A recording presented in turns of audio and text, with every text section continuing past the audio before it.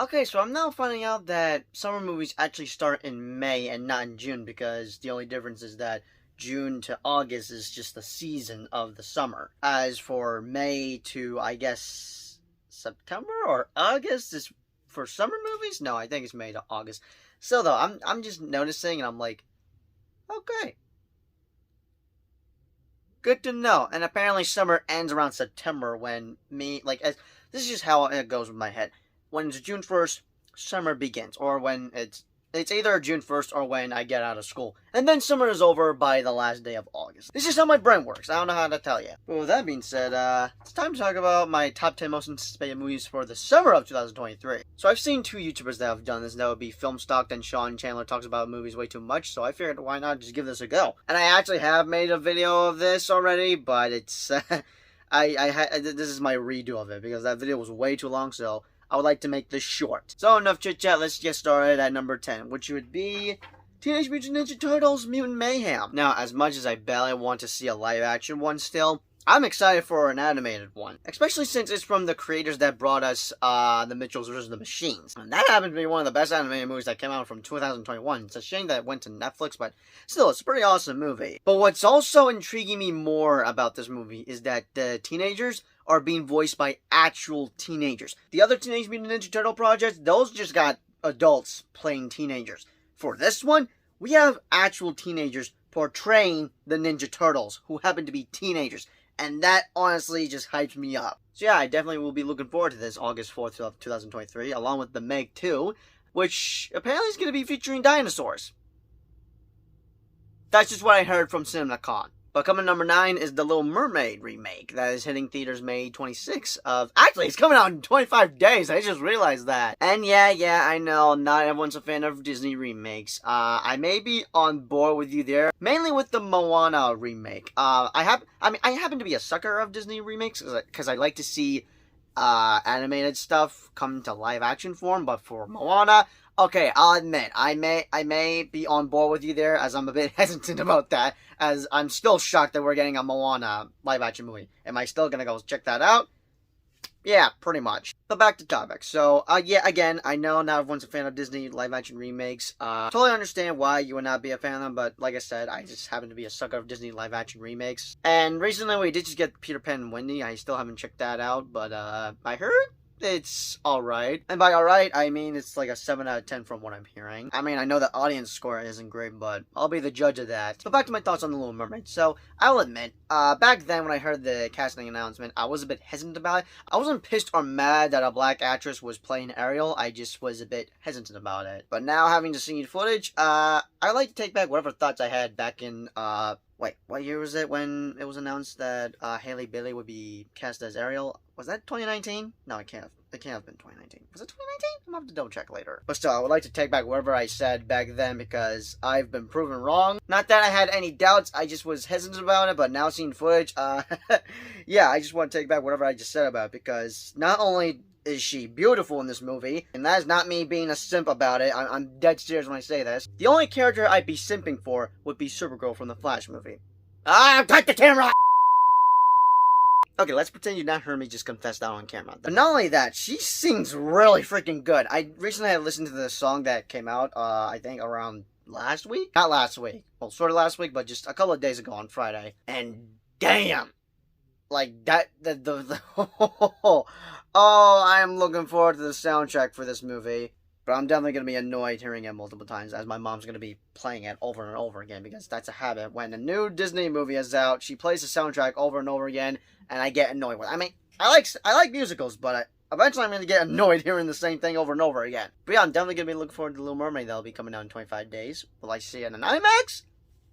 Now that I'm a bit hesitant about. And actually, I'm quite shocked that it's going to be in IMAX. I didn't think a Disney movie would be in IMAX. Has there ever been a Disney movie in IMAX? Or have I been living underneath a rock about it? Coming number 8 is Fast X. That is actually coming out in 18 days. Now that it's the first day of May. But yeah, Fast X is going to be the final chapter in the Fast Saga. And it's now been confirmed that we will be getting part 2, sadly in 2 years. Which, I should have saw this coming. Just knowing that Fast X is going to be out in 2 years just tells me that this movie's going to leave off in the cliffhanger. But yeah, I've not seen my recent trailer reaction for this movie. I think this movie's got potential, especially with Dante being the villain now. Even though I've not seen Fast X, but I do plan on covering movie reactions on all Fast and Furious movies in prep for Fast X. Like, I'm hoping it's good. Am I gonna enjoy it? Yes. Do I hope it's as good and maybe better than F9? Hopefully so. But yeah, with it being like the Infinity War to the Fast and Furious saga, I just smell potential here. I don't know how else to explain it. Coming number 7 is Mission Impossible 7 Dead Reckoning Part 1.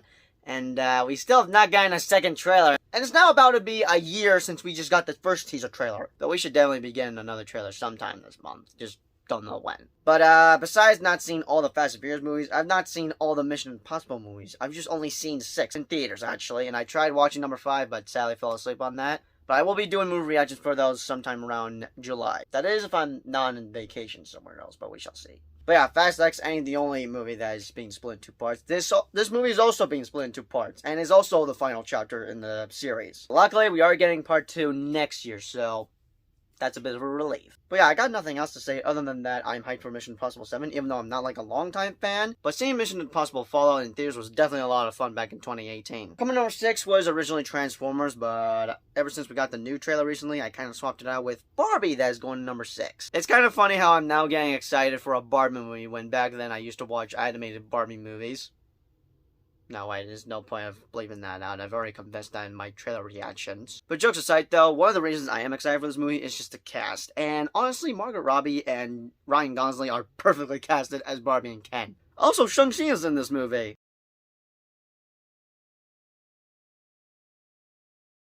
Also, what's exciting to know is that this movie is coming out on my friend's birthday, July 21st. Actually, I just realized that Ryan's getting 2 peak movies on his birthday.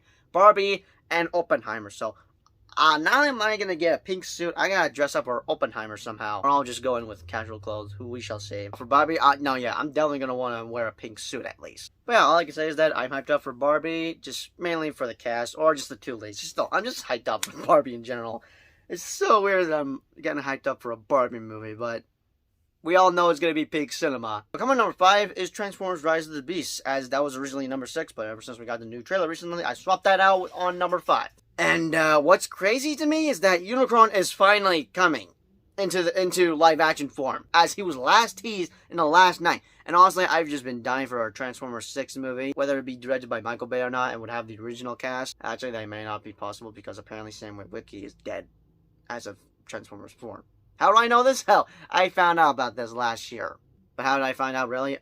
It would be from Soups. He made a video about it on his TikTok. But still, though, I basically have been wanting to see Unicron, even though I don't know jack squat about him, other than that he's sort of like Galactus, because apparently he eats planets? That sounds like Galactus thing. But if that doesn't happen, then I'll take Rise of the Beast, because they're bringing Unicron. And now having to see the second trailer, I'm a little more hyped up. The first trailer, I dug. I just wasn't too over the moon of getting hyped up for Transformers. But now having to see the second trailer, and know that Unicron's gonna be in this movie, oh yeah, my hype's through the roof. Now who knows if I'll just be wearing a regular costume, or if I'll end up actually making a goddamn costume. Because I feel like I could pull it off somehow.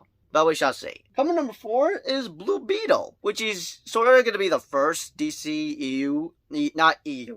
DCU movie in the new DC universe that James Gunn is making. Once the Flash resets the entire timeline, we're getting this movie. Even though Superman Legacy is going to be the Kickstarter for Chapter 1 Gods and Monsters, Blue Beetle is going to be like the prologue? Is that the right word? I don't know if that's the right word. But yeah, do I need to explain myself? This movie is going to be freaking peak as hell. And I'm praying to God this does not bomb the box office, because I feel like a bunch of a-holes are just going to boycott it and just make sure it bombs because they're not a fan of James Gunn running DC, as they're probably most likely Snyder cults. I'm just a bit worried if they'll bomb it because they just want James Gunn fired and just bring back the Snyderverse. I'm sorry, as much as I'm upset that is no longer to be continued, I've pretty much have moved on, I'm afraid. And I'm ready for the new DC Universe, and I would like to know who's going to be our next Superman, which we'll probably have that announcement this July at Comic-Con. As we're going to be 2 years away from Superman Legacy in theaters on July 11th, 2025. But we're not talking about that, we're talking about Blue Beetle. Alright, enough getting off topic, so yeah, I'm hyped for this movie, and the suit just looks...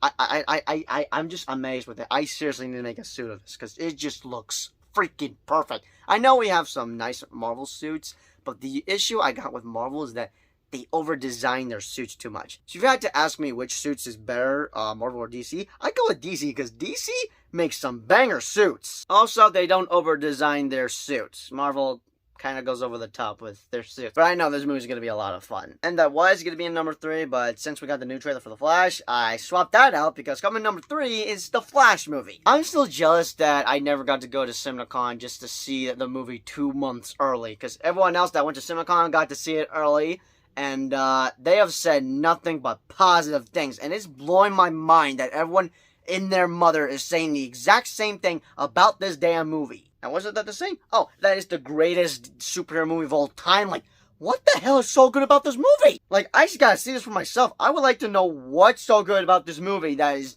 getting everyone just saying it's the best DC movie ever made. Like, is this gonna top Man of Steel for me? Or the Snyder Cut? Actually, I did have Man of Steel on my number 1 ranking list until I saw the Snyder Cut. But Flash may top the Snyder Cut if this is gonna be that damn good. And yes, I'm well aware about the controversies going around with this movie, especially with Ezra Miller. But I don't want to focus on that. I just want to see what's so good about this movie and hopefully have a good time with it. Because apparently this is No Way Home meets Back to the Future. And it's been like a while since I've watched the Back to the Future movies. But just seeing the second trailer, yeah, I'm just hyped up for this movie. Yes, I've had a bit negative thoughts about it, but having to seen both trailers, like, I have to admit, like, the movie looks generally good. So yeah, June 16th, I'm gonna be there day 1. Actually, day 1 would be June 15th, as it's gonna be out early on Thursday night. But if I could find an advanced screening soon, then that's gonna do me a favor, because I'm gonna be visiting my dad from June 17th to the 30th of April, and oh crap, how am I gonna watch Indiana Jones and the Dial of Destiny around the 30th?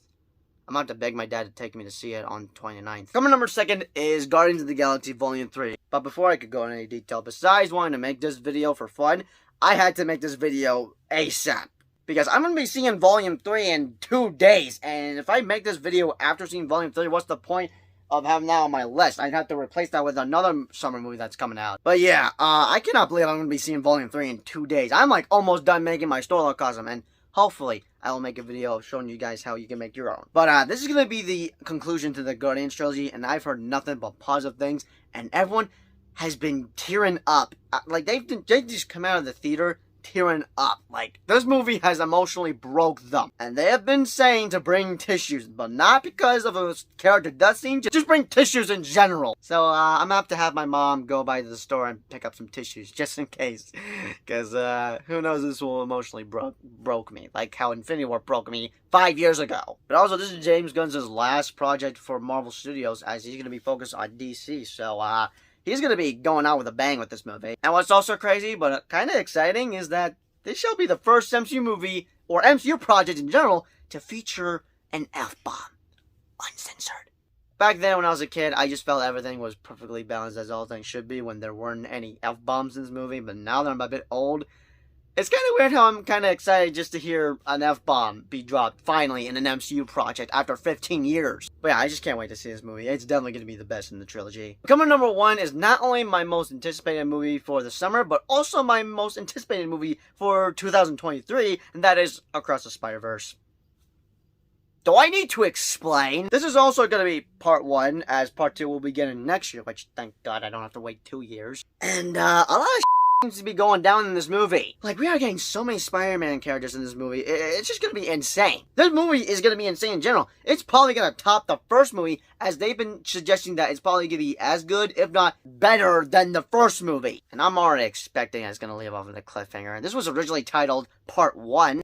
Well, Across the Spider-Verse Part 1. As for Part 2, that was changed into Beyond the Spider-Verse. And if you're expecting to see the 3 Spider-Man in this movie, I should just wait till Beyond the Spider-Verse. I think it's a bit too soon. We'll probably see them around the 3rd movie. If not, then, oh well, missed opportunity. At least we got to see Tobey and Andrew in No Way Home. Actually, another thing about it, Across the Spider-Verse may top No Way Home in general. But yeah, my hype is through the freaking roof for this movie. Like, I just cannot explain how hyped I am for this. Like, just It's gonna be insane. But with that being said, those are my top 10 most anticipated movies for the summer of 2023. Be sure to let me know your thoughts, comments down below. What is your top 10 most anticipated movies for the summer of 2023? And around July, I may do like another top 10 most anticipated movies of 2023. Because I would have already have seen Across the Spider-Verse, my most anticipated movie. So what is going to be my next most anticipated movie of 2023? Guess we'll have to find out around July 1st or July.